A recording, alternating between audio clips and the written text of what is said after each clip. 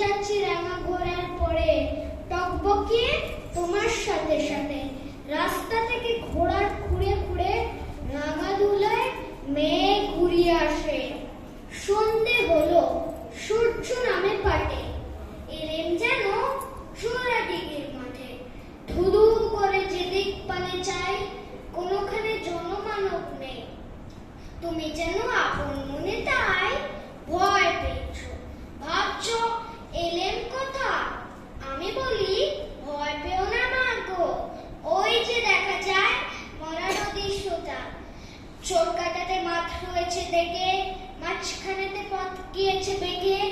গরু বাছুর নেই গো কোনোখানে, সন্ধে হতেই গেছে গায়ে পানি।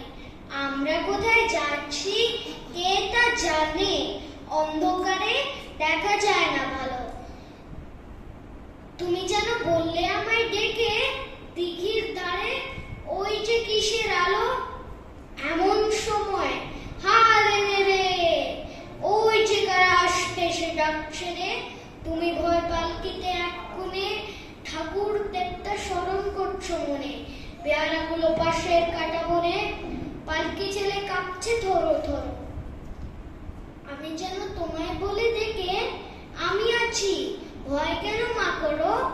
হাতে লাঠি, মাথায় ঝাঁকড়া চুল, কানে তাদের গোছা জবার ফুল।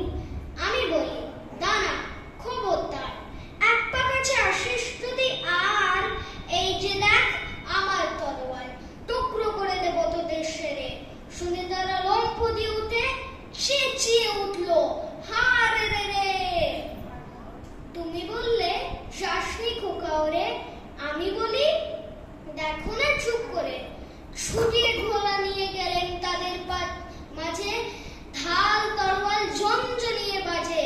কি ভয়ানক লড়াই হলো মাঝে, শুনে তোমার গায়ে দেবে কাঁটা।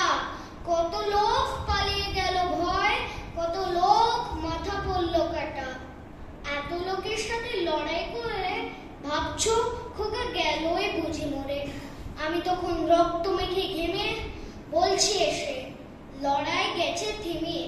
তুমি তখন পালকি থেকে নেমে সুমুখে নিচ্ছ আমায় কোলে, বলছো ভাগ্যি খোকা সঙ্গে ছিল, কি দুর্দশাই হতো তা না হলে।